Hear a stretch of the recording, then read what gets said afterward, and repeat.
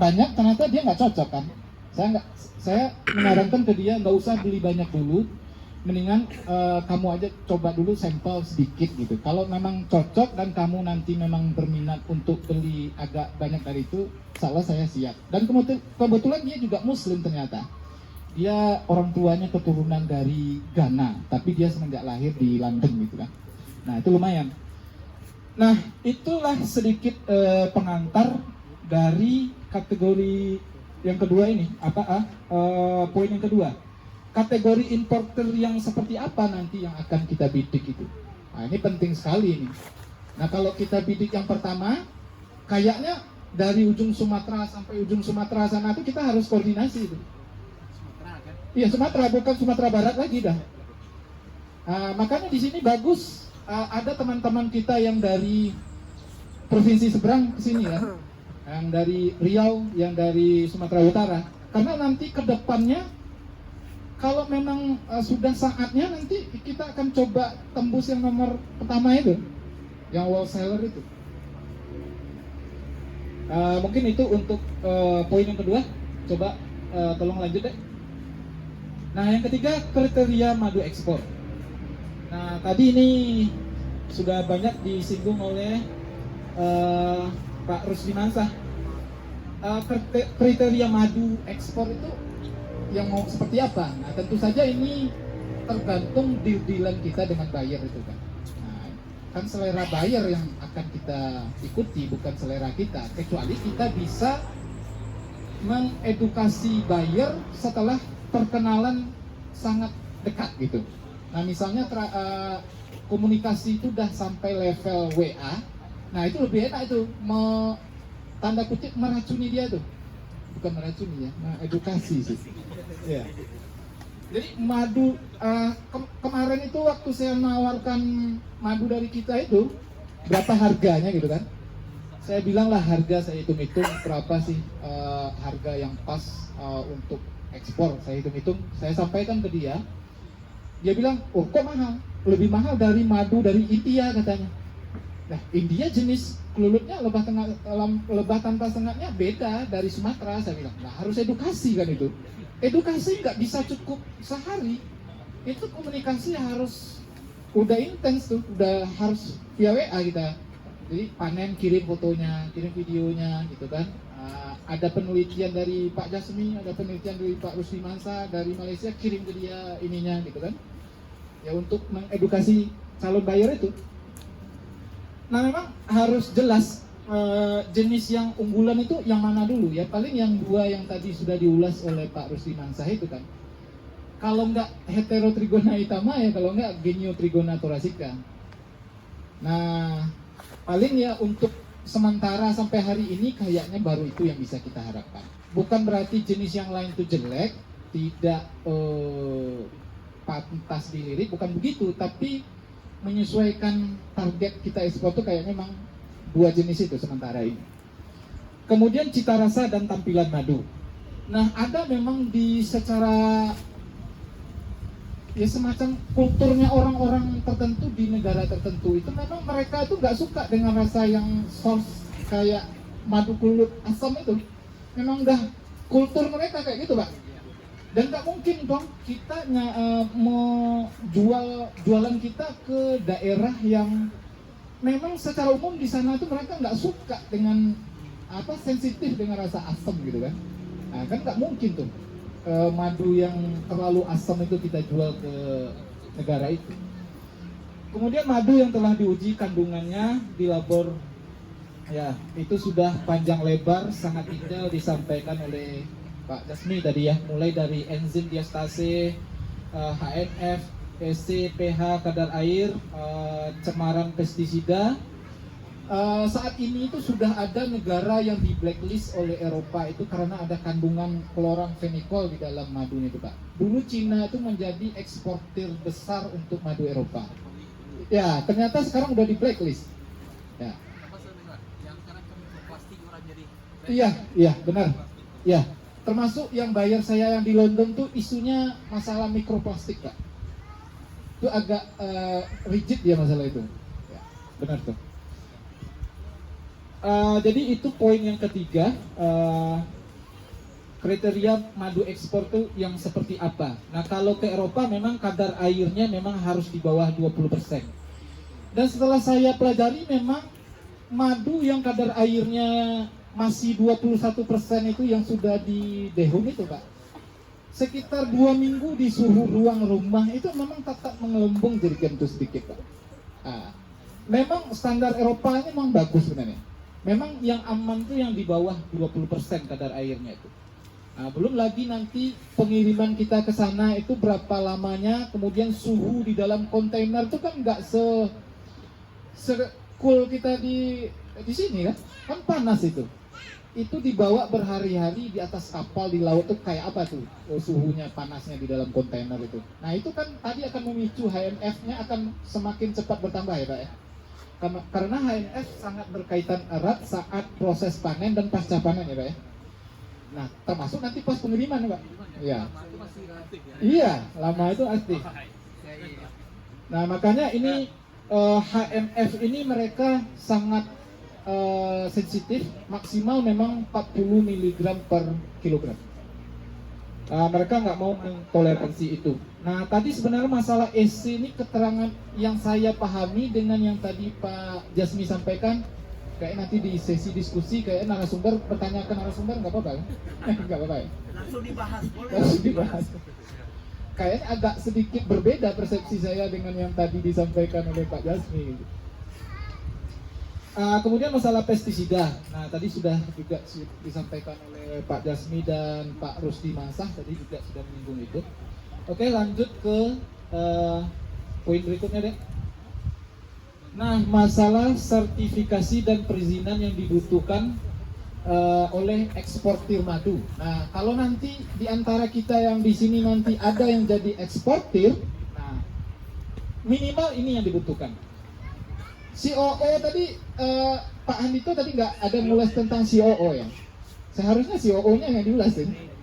Jadi kalau kita mengekspor sesuatu bahkan kayak daun daun-daun ini kan sekarang ada di ekspor nih, termasuk jengkol segala macam tuh sekarang banyak yang ekspor tuh.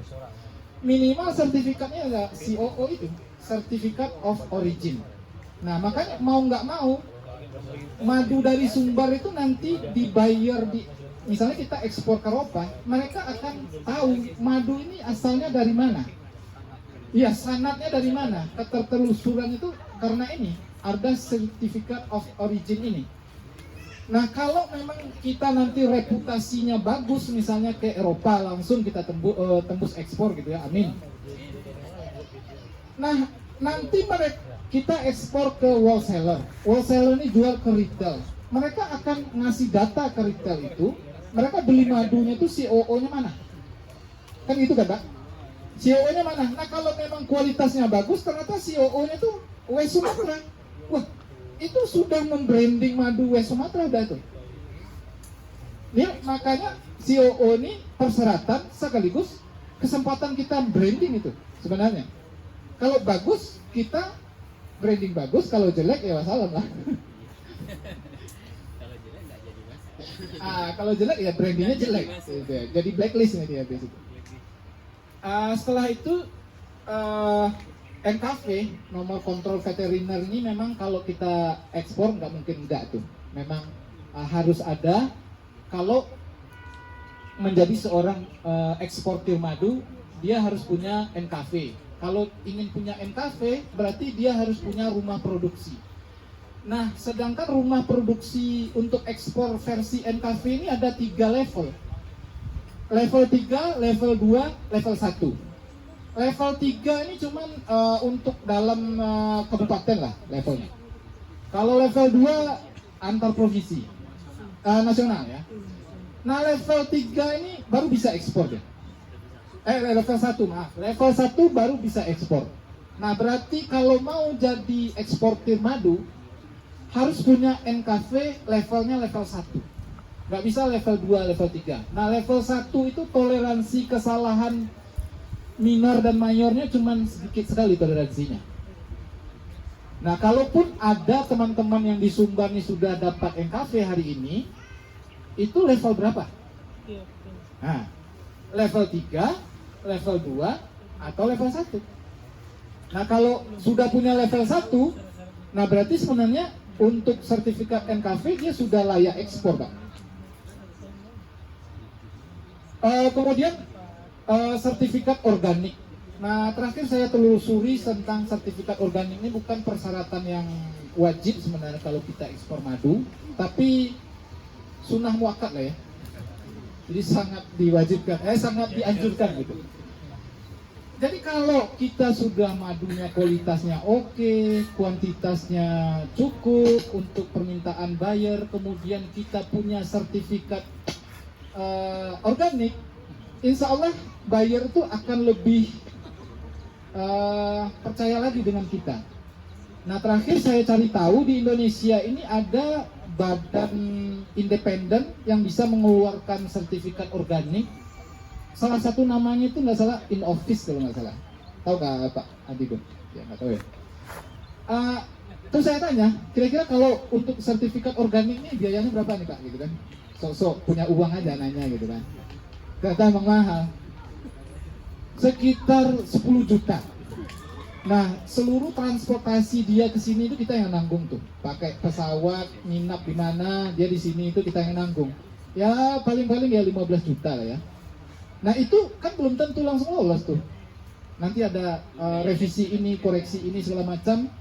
Itu kan harus kita ikuti itu. Misalnya ini direvisi. Nah, yang paling sensitif dengan itu tuh masalah penempatan koloni sebenarnya. Ini koloni ini ditempatkan di daerah yang banyak cemaran yang kayak tadi itu, di pinggir jalan raya, di tetangga pabrik, atau di mana gitu, atau di area perkebunan masif yang menggunakan pestisida sintetis. Nah itu akan disurvei, jadi nggak cuma rumah produksi aja nanti yang akan mereka survei itu, tempat budidayanya di mana. Iya, lingkungan budidayanya itu di mana. Nah, itu berhubungan erat dengan radius terbang lebah tanpa sengat yang tadi disampaikan oleh Pak Rusdi Semansa kan. Jadi, mereka akan surveinya ke lapangan. Nah, kalau mau dapat sertifikat organik ini. Jadi, menantang memang, tapi kalau itu dapat, itu lebih menambah posisi lebih pede lah gitu. Setelah itu yang wajib setelah itu adalah badan usaha. Itu memang mau nggak mau itu kalau kita mau jadi eksportir legal yang langsung berurusan dengan importir, bukan dengan calo, ya. Bukan dengan agen. Jadi kita harus punya memang badan usaha, PT CV atau PT perseroangan. Jadi ada negara tertentu itu yang mau menerima PT perseroangan, ada yang nggak mau deh. Kayaknya yang partai besar tadi itu kemungkinan mereka nggak mau dengan partai PT perseorangan. Lanjut deh. Sebenarnya ini cuma 5 kok. Anaknya banyak. Ya lanjut deh. Nih ada lagi anak-anaknya nih. Ini anaknya bandel-bandel nih. Harga madu ya. Bentuk apa sih sekelumit tentang madu ekspor nih? Kalau kita ekspor nih apa aja kira-kira permasalahannya? Harga madu. Nah, kira-kira apa yang mempengaruhi harga madunya? Bentuk kesepakatan dengan buyer. Kemudian kurs rupiah dengan negara tujuan ekspor. Nah, itu dua itu aja udah lumayan rumit tuh. Bentuk kesepakatan dengan buyer ini FOB kah atau apakah? Kalau FOB itu kan free on board. Kita bertanggung jawab mengirimkan madu itu sampai barang naik ke atas kapal. Setelah itu dia bayar ke kita, urusan selesai dengan segala macam, baru barang dikirim. Uang udah ditransfer ke rekening kita itu. Nah baru barang jalan. Atau nanti pembayaran tanggung jawab kita itu sampai ke pelabuhan di negara dia. Nah itu riskan. Riskan tuh. Riskan nggak dibayar. Nah itu berpengaruh. Jadi atau harganya itu sampai cuman di pabrik. Jadi transport dari rumah produksi kita ke pelabuhan segala macam itu mereka yang nanggung. Nah itu pasti beda harganya itu. Jadi FOB atau yang lain kesepakatan dengan bayarnya itu. Kemudian kurs negara kita dengan negara tujuan ekspor. Nah kalau kemarin nyoba ke buyer yang tadi di London tuh enak tuh. Pound sterling tuh dari dulu tuh mahal kan. Lumayan tuh kalau pesan besok 100 kilo aja lumayan kayak itu ya. Iya siap. Nah kemudian apalagi sebelum masalah seputar ekspor ini, yang kedua batas waktu untuk memenuhi kuota madu ekspor. Nah ini nih, nggak mungkin kita bikin MOU dengan buyer itu santai aja lah mas, gitu kan? Kapan mas bisa aja dikirim kan? Nggak mungkin tuh. Harus jelas kan? Ini DP tanggal berapa turunnya, barang nih harus sudah dikirim tanggal berapa, itu kan harus tertulis secara jelas itu. Nah misalnya kita cuma dikasih waktu 2 bulan misalnya, minta 2 ton gitu kan, kira-kira kita sanggup gak itu? Sanggup gak kira-kira?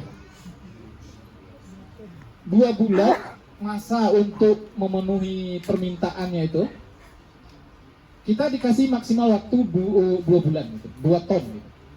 Kita di Sumbar nih sanggup gak kira-kira? Dengan kualitas tentunya ya, kualitas sudah disepakati begini-begini tadi itu, sanggup nggak kita kira-kira gitu?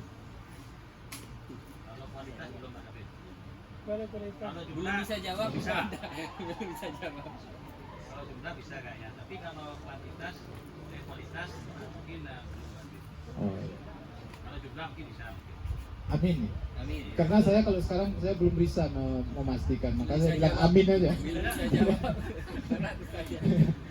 Oke, lanjut deh. Nah, supplier yang bisa diajak kerjasama. Nah, makanya salah satu output dari pertemuan kita itu minimal jadi supplier yang bisa diajak kerjasama. Minimal, maksimal jadi eksportir lah.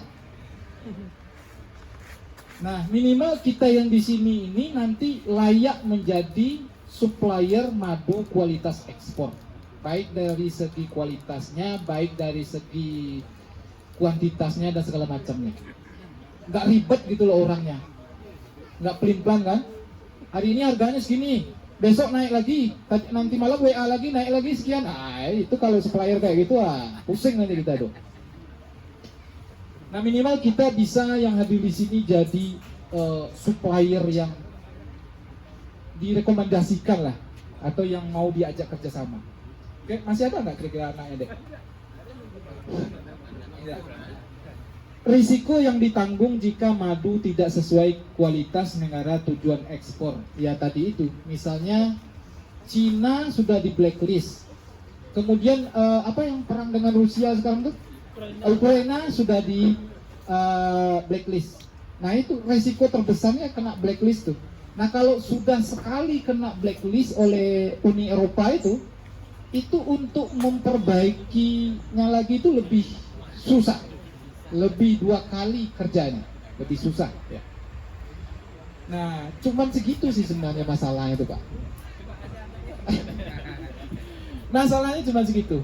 Nah terima kasih, salam madu ekspor. Assalamualaikum warahmatullahi wabarakatuh. Waalaikumsalam warahmatullahi wabarakatuh. Membuka wacana menambah permasalahan ya. Tapi memang permasalahan ini yang akan kita carikan solusinya. Terima kasih kepada Bang David.